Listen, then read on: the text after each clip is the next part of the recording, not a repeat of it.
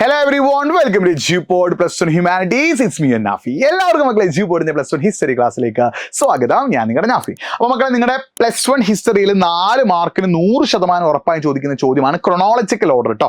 കാലഗണനാ ക്രമത്തിൽ ഇത് നിങ്ങൾ മോഡൽ എക്സാമിന് കണ്ടല്ലോ, നിങ്ങൾക്ക് 4 സംഭവങ്ങൾ തരും, അതിന്റെ വർഷങ്ങൾ തരില്ല. വർഷങ്ങൾ എവിടെ വേണം, നിങ്ങളുടെ തലയിൽ വേണം. അത് ഓർത്തെടുത്തിട്ട് ഓർഡറിലാക്കി ചെയ്ത് അതാണ് എന്ത് ക്രോണോളജിക്കൽ ഓർഡർ അഥവാ കാലഗണനാ ക്രമം. അപ്പോൾ ക്രോണോളജിക്കൽ ഓർഡറിന് എന്തൊക്കെയാണ് എക്സാമിന് ചോദിക്കാൻ ചാൻസ് നമുക്ക് നോക്കാം. അപ്പോൾ ശ്രദ്ധിക്കണേ, മിക്കവാറും chronological order part two modernisation എന്ന് പറഞ്ഞ 10ാമത്തെ ചാപ്റ്ററിനാണ് മോസ്റ്റ് പ്രോബബ്ലി എന്ത് ചെയ്യുക ക്രോണോളജിക്കൽ ഓർഡർ ചോദിക്കുക. അപ്പോൾ അതിനുള്ള സംഭവം ഞാൻ പറഞ്ഞുതരാം. അതിന് മുന്നേ മറ്റൊരു കാര്യം നിങ്ങൾ മനസ്സിലാക്കി വെക്കണം. നിങ്ങൾക്ക് അടുത്തൊരു പ്ലസ് 2 അടിപൊളിയാക്കി എഴുതാൻ ആഗ്രഹമുണ്ട്, നിങ്ങൾ വെറും നമ്മുടെ യൂട്യൂബ് ക്ലാസ്സിനെ മാത്രം ഡിപ്പെൻഡ് ചെയ്തിട്ട് യൂട്യൂബിലൊക്കെ നമ്മൾ വളരെ കുറച്ച് ക്ലാസ്സുകൾ മാത്രം തരൂ. നമ്മുടെ കൂടുതൽ ക്ലാസ്സുകൾ എജ്യൂപോഡിന്റെ ആപ്പിലാണ് ഉണ്ടാവുക. അവിടെ റെക്കോർഡ് ക്ലാസ്, PYQs, നോട്ട്, നിങ്ങൾക്ക് വേണ്ട എല്ലാ സംഭവങ്ങളും നമ്മൾ പ്രൊവൈഡ് ചെയ്യുക എവിടെയാണ്, എജ്യൂപോഡിന്റെ ആപ്പിലാണ്. അപ്പോൾ നിങ്ങൾ എജ്യൂപോഡിന്റെ ആപ്പിൽ സൂപ്പർ ബാച്ചിൽ ജോയിൻ ചെയ്ത് പഠിച്ചാലേ കാര്യങ്ങൾ സെറ്റ് ആവുള്ളൂ. എജ്യൂപോഡിന്റെ ആപ്പിൽ സൂപ്പർ ബാച്ചിൽ ജോയിൻ ചെയ്ത് പഠിച്ചാലേ കാര്യങ്ങൾ ഓക്കെ ആവുള്ളൂ. അപ്പോൾ അങ്ങനെ ജോയിൻ ചെയ്ത് നിങ്ങൾ എന്ത് ചെയ്യണം, കാരണം അടുത്തൊരു പ്ലസ് 2 നിങ്ങൾക്ക് ഫുൾ മാർക്ക് നേടാൻ ആഗ്രഹം ഉണ്ടെങ്കിൽ തുടക്കം മുതലേ പഠിക്കണം. കാരണം പ്ലസ് 1 ഒരുപാട് വിഷയങ്ങൾ, ഒരുപാട് കാര്യങ്ങൾ നിങ്ങൾക്ക് എന്ത് ചെയ്യാനുണ്ട്, പ്ലസ് 2 പഠിക്കാനാണ്. 5-6 ടോപ്പിക്കുകളൊക്കെ, 5-6 ചാപ്റ്റേഴ്സൊക്കെ അധികം എല്ലാ സബ്ജക്റ്റിലും പ്ലസ് 2 വരുന്നുണ്ട്. പ്ലസ് 2 ഉഷാറാക്കി പഠിക്കണമെങ്കിൽ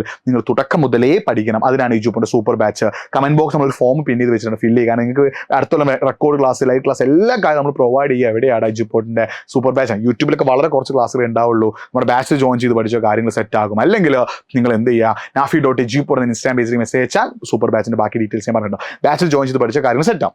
ഇനി നിങ്ങൾ പഠിക്കേണ്ടത് എങ്ങനെയാണെന്ന് വെച്ചാൽ, ഓരോരോ സംഭവം ഉണ്ട്, ആ സംഭവത്തിന്റെ ഇയർ നിങ്ങൾ എന്ത് ചെയ്യണം, ഓർത്ത് വെക്കണം. അപ്പോൾ ഇത് നിങ്ങൾ കാണാൻ അങ്ങോട്ട് പഠിക്കട്ടെ, വേറെ ട്രിക്കും ടിപ്പൊന്നുമില്ല. ആകെ ഒരു ടിപ്പ് എന്താ വെച്ചാൽ, നിങ്ങൾക്ക് വേണമെങ്കിൽ എന്ത് ചെയ്യാം, ഈ സംഭവത്തെ, ഈ ഓപ്പിയം വാർ അല്ലെങ്കിൽ കറുപ്പ് എന്നുള്ള സംഭവത്തെ ഒരു വാഹനം അല്ലെങ്കിൽ ഒരു വണ്ടിയായിട്ടും ഇത് വണ്ടിയുടെ നമ്പറായിട്ട് കണക്കാക്കാം. അങ്ങനെ നിങ്ങൾക്ക് എന്ത് ചെയ്യാൻ പഠിക്കാം. ഫസ്റ്റ് ഓപ്പിയം വാർ, ആ വണ്ടി ഫസ്റ്റ് ഓപ്പിയം എന്ന് പറയുന്ന വണ്ടിയുടെ നമ്പർ എത്രയാ, 1839 ആണ്. മാത്യു പെറി എന്ന് പറയുന്ന വണ്ടിയുടെ നമ്പർ എത്രയാ, 1853 ആണ്. മേജി റിസ്റ്റോറേഷൻ എന്ന് വണ്ടിയുടെ നമ്പർ എത്രയാ, 1868 ആണ്. അപ്പോൾ ഈ സംഭവങ്ങൾ നിങ്ങൾ എന്ത് ചെയ്യണം, ഓർത്ത് വെക്കണം. ആ സംഭവങ്ങൾ നിങ്ങൾ ഒരു വെഹിക്കിൾ അഥവാ വണ്ടിയായിട്ട് ഓർത്ത് വെക്കാം. അതിന്റെ ഇയറിന് ആ വണ്ടിയുടെ നമ്പറായിട്ട് നിങ്ങൾക്ക് ഓർത്ത് വെക്കാം. പിന്നെ എൻഡോ ഷൊഗുൻ റൂൾ ഏതാണ്, 1868 ആണ്. റൂസോ ജാപ്പനീസ് വാർ, റഷ്യ ജപ്പാൻ യുദ്ധം ഏത് വർഷമാണ്, 1905 ആണ്. സണ്ണിയാറ്റ്സൺ മാഞ്ചു ഡൈനാസ്റ്റി നടത്തിയ കലാപം ഏത് വർഷമാണ്, 1911 ആണ്. വർഷങ്ങളൊക്കെ ഓർത്ത് വെക്കാൻ വളരെ വളരെ ഇമ്പോർട്ടൻ്റ് ആണ്. പിന്നെ റിപ്പബ്ലിക് അണ്ടർ സന്യാസൻ, ചൈനയിൽ സന്യാസിന്റെ കീഴിൽ റിപ്പബ്ലിക് വരാൻ 1911 Kuomintang party 1912 May 4th movement അഥവാ മെയ് 4 പ്രസ്ഥാനം ഏതാണ്, 1919 ആണ്. Chinese communist party 1921 death of Sun Yat Sen 1925 ആണ്. Long march 1934. അത് പഠിച്ചു വെക്കണം ഓരോ വർഷം. ലോങ് മാർച്ച് ഒക്കെ ഓർത്ത് വെച്ചോ, ഒരുപാട് തവണ ക്രോണോളജിക്കൽ ഓർഡർ ചോദിച്ചതാണ്. പിന്നെ പീപ്പിൾ റിപ്പബ്ലിക് ഓഫ് ചൈന, ചൈനയിൽ എന്ത് സ്ഥാപിക്കുകയാണ്, പീപ്പിൾ റിപ്പബ്ലിക് സ്ഥാപിക്കുകയാണ്. ഗ്രേറ്റ് ലീപ്പ് ഫോർവേഡ് മൂവ്മെന്റ്, മഹത്തായ കുതിച്ചുചാട്ടം 1958 ആണ്. ടോക്കിയോ ഒളിമ്പിക്സ് 1964 ആണ്. കൾച്ചർ റെവല്യൂഷൻ അഥവാ സാംസ്കാരിക വിപ്ലവം 1966 ആണ്. അപ്പോൾ ഇത് എന്ത് ചെയ്യാം, നിങ്ങൾക്ക് ഇതിൽ ഏതെങ്കിലും ഒരു 4 നിങ്ങൾക്ക് തരും. നിങ്ങൾക്ക് ഇയർ തരില്ല. നിങ്ങൾ മോഡൽ എക്സാമിന് ക്വസ്റ്റ്യൻ കണ്ടിട്ടുണ്ടല്ലോ, നിങ്ങൾക്ക് വർഷം തരില്ല. വർഷം നിങ്ങൾ എന്ത് ചെയ്യണം, ഇത് നോക്കി പഠിച്ചു വെക്കണേ.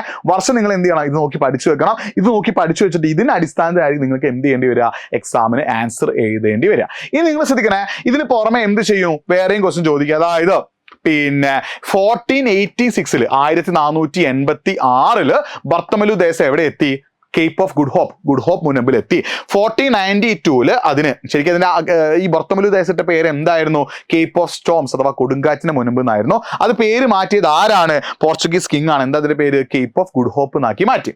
അടുത്ത ക്രിസ്റ്റഫർ കൊളംബസ് എന്ത് ചെയ്യാണ്, അദ്ദേഹത്തിന്റെ യാത്ര തിരിക്കുകയും അങ്ങനെ അദ്ദേഹം എവിടെ എത്തി, അമേരിക്കയിൽ എത്തുകയും ചെയ്തു. ആ ഒരു കാര്യം നിങ്ങൾ എന്ത് ചെയ്യണം, മനസ്സിലാക്കി വെക്കണം കേട്ടോ. പിന്നെ എക്സാമിന് ചോദിക്കാൻ ചാൻസ് പിന്നെ ഏതാണ്, വാസ്കോ ഡി ഗാമ 1498 എവിടെ എത്തി, ഇന്ത്യയിൽ എത്തി. ശ്രദ്ധിക്കണേ, 1498 വാസ്കോ ഡി ഗാമ എവിടെ എത്തിയത്, ഇന്ത്യയിൽ എത്തിയത്. 1500 ഗബ്രാൾ എവിടെ എത്തി, ബ്രസീലിൽ എത്തി. ശ്രദ്ധിക്കണേ, 1500 എന്താടാ, ഗബ്രാൾ ബ്രസീലിൽ എത്തി. പിന്നെ അതേപോലെ തന്നെ 1519 ഹെർണാൻ കോർട്ടസ് മെക്സിക്കോയും ഫ്രാൻസിസ്കോ പിസാറോ പെറുവും കണ്ടെത്തി. ശ്രദ്ധിക്കണേ, 1519 ശ്രദ്ധിക്കാൻ വർഷം ഓർത്ത് വെക്കണേ. 1519 ഹെർണൻ കോർട്സ് എന്താ കണ്ടെത്തിയത്, മെക്സിക്കോ. അതേ വർഷം തന്നെ ഫ്രാൻസിസ്കോ പിസാറോ എന്ത് കണ്ടെത്തി, പെറു. അപ്പോൾ 1519 1519 ഹെർണാൻ കോർട്സ് മെക്സിക്കോയും ഫ്രാൻസിസ്കോ പിസാറോ പെറുവും കണ്ടെത്തി. ആ ഒരു സംഭവങ്ങൾ നിങ്ങൾ എന്ത് ചെയ്യുക, ഓർത്തു വെക്കുക. അതേപോലെ 1500 ബ്രസീലിൽ എത്തിയതാണ്, ഗബ്രാളാണ്. 1498 വാസ്കോ ഡി ഗാമ എവിടെ എത്തി, ഇന്ത്യയിലെത്തി. ആ വർഷങ്ങളൊക്കെ നിങ്ങൾ എന്ത് ചെയ്യണം, ഓർത്തു വെക്കണേ. അത് വളരെ വളരെ ഇമ്പോർട്ടൻ്റ് ആണ്. അപ്പോൾ ഇങ്ങനെയുള്ള 4 സംഭവങ്ങൾ നിങ്ങൾക്ക് തരും, വർഷം നിങ്ങൾക്ക് തരില്ല. എന്ന് നിങ്ങളോട് എന്ത് ചെയ്യാൻ പറയും, ഓർഡർ ആക്കി എഴുതാനാണ് പറയുക. അപ്പോൾ ഇതിന്റെ വർഷങ്ങൾ എവിടെ വേണം, നിങ്ങളുടെ മൈൻഡിൽ വേണം, നിങ്ങളുടെ തലച്ചോറിൽ വേണം. ആ വർഷങ്ങൾ ഓർത്തെടുത്ത് വേണം ഇത് ഓർഡർ ആക്കി എഴുതാൻ. ഇതൊക്കെ നിങ്ങൾക്ക് കഴിഞ്ഞ വർഷങ്ങളിൽ ഓർഡർ ആക്കാൻ തന്ന ചോദ്യങ്ങളാണ്. ആണ്. അപ്പോൾ ഇതൊക്കെ നിങ്ങളൊന്ന് കമന്റ് ബോക്സിൽ എന്ത് ചെയ്യും, ഒന്ന് ആൻസർ ആയിട്ട് ചെയ്തിട്ട് നിങ്ങൾക്ക് ഇതൊന്ന് ഓർഡർ ആക്കാൻ പറ്റുന്നുണ്ടോ, എന്നാലേ നിങ്ങൾക്ക് ഇത് പഠിക്കാൻ പറ്റുള്ളൂ. ഒന്ന് നോക്കുക, അടുത്തത് നോക്കുക. ഇതൊക്കെ ഇങ്ങനെയുള്ള സംഭവങ്ങൾ നിങ്ങളോട് എന്ത് പറയുന്നു, ഓർഡർ ആക്കി എഴുതാനാണ് പറയുക. വർഷം നിങ്ങൾക്ക് തരില്ല, വർഷം നിങ്ങൾ എന്ത് ചെയ്യണം, ഓർത്തെടുത്ത് വേണം എഴുതാൻ. കണ്ടോ, ഇങ്ങനെയുള്ള ക്വസ്റ്റ്യൻസ് ഒക്കെ എന്ത് ചെയ്യും, എക്സാമിന് ചോദിക്കും. കണ്ടോ, കഴിഞ്ഞ വർഷം ചോദിച്ചതാണ്. ഗബ്രാൽ വന്നു, മാർത്തമേദിയോസ് വന്നു, വാസ്കോഡിഗാമ വന്നു, കൊളംബസ് എവിടെ എത്തി, ബഹാമാസിലെത്തി. ഇങ്ങനെയുള്ള രീതിയിലുള്ള ക്വസ്റ്റ്യൻസ് നിങ്ങൾക്ക് എന്ത് ചെയ്യും, എക്സാമിന് ചോദിക്കട്ടോ. ശ്രദ്ധിക്കണം, ഈ ഒരു കാര്യം നിങ്ങൾ എന്ത് ചെയ്യുക, മനസ്സിലാക്കി വെക്കുക. അതാണ് കഴിഞ്ഞ തവണത്തെ ഒരു മോഡൽ എക്സാമിന്, പബ്ലിക് എക്സാമിന് ചോദിച്ച ക്വസ്റ്റ്യൻ. അപ്പോൾ രണ്ട് രീതിയിലും എന്ത് ചെയ്യും, എക്സാമിന് ക്വസ്റ്റ്യൻസ് ചോദിക്കാൻ ചാൻസ് ഉണ്ട്, മനസ്സിലാക്കി വെച്ചോ. ഇതിൽ ഞാൻ ഇയർ പറയാത്തത് കൊളംബസിനാണ്. 1492 കൊളംബസ് എവിടെ എത്തിയത്, ബഹാമാസ് എത്തി. ശ്രദ്ധിച്ചു വെക്കണേ. ഇവിടെ നമ്മൾ നേരത്തെ ബഹാമാസിന്റെ കാര്യത്തിൽ നമ്മൾ ഇയർ പറഞ്ഞിട്ടില്ല. 1492 കൊളംബസ് എവിടെ എത്തിയത്, ബഹാമാസിൽ എത്തിയിട്ട് എവിടെ എത്തി, ബഹാമാസിലെ ഗൊനഹാനി ഐലൻഡിൽ എത്തിയത്. അപ്പൊ ഇത് പഠിച്ചു. 1492 ആണ് എന്ത്, കൊളംബസ്. അപ്പൊ ശ്രദ്ധിക്കണം, 1486 1486 എന്ത് ചെയ്യാണ്, ബർത്തമലു ദിയസ് കേപ്പ് ഓഫ് ഗുഡ് ഹോപ്പിൽ എത്തി. അതിനെ കേപ്പ് ഓഫ് ഗുഡ് ഹോപ്പ് എന്ന് പേര് കൊടുത്ത് 1492 പോർച്ചുഗൽ കിങ് ആണ്. കൊളംബസ് 1492 എവിടെ എത്തി, നമ്മുടെ ബഹാമാസിൽ എത്തി. വാസ്കോഡിഗാമ 1498 1498 ഇന്ത്യയിലെത്തി. 1500 ഗബ്രാൾ ബ്രസീലിലെത്തി.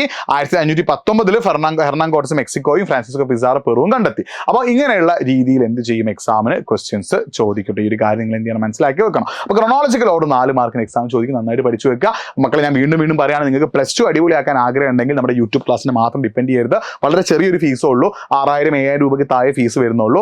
നിങ്ങൾ എന്ത് ചെയ്യും, ഇപ്പം ജോയിൻ നിങ്ങൾക്ക് ഓഫറൊക്കെ കിട്ടും. അപ്പോൾ നമ്മുടെ അടുത്ത കൊല്ലത്തേക്കുള്ള സൂപ്പർ ബാച്ച് ഇപ്പോഴേ സെറ്റാക്കി വെച്ചോ, ജോയിൻ ചെയ്തോ, സെറ്റാക്കിക്കോ. അപ്പോൾ നിങ്ങൾക്ക് ഇക്കൊല്ലത്തെ റാപ്പിഡ് റിവിഷൻ ബാച്ച് ഫ്രീ ആയിട്ട് കിട്ടും. അടുത്ത വർഷത്തെ സൂപ്പർ ബാച്ചിൽ ജോയിൻ ചെയ്യുകയാണെങ്കിൽ ഈ വർഷത്തെ റാപ്പിഡ് റിവിഷൻ ബാച്ച് ഫ്രീ ആയിരിക്കും. നമ്മുടെ ബാച്ചിൽ ജോയിൻ ചെയ്ത് പഠിച്ചോ, കാര്യങ്ങൾ സെറ്റ് ആകും. അപ്പോൾ എജുപോണിന്റെ ബാച്ചിൽ ജോയിൻ ചെയ്യുക, കാര്യങ്ങൾ ഓക്കെ ആക്കുക. കമന്റ് ബോക്സ് നമ്മൾ ഫോം ഫിൽ ചെയ്ത് വെച്ചിട്ടുണ്ട്, ഫോം ഫിൽ ചെയ്യുക. അല്ലെങ്കിൽ nafi.edu ഇൻസ്റ്റാഗ്രാം പേജിലേക്ക് മെസ്സേജ് അയച്ചോ. വീണ്ടും കാണാം. Miss Nafi signing off. By.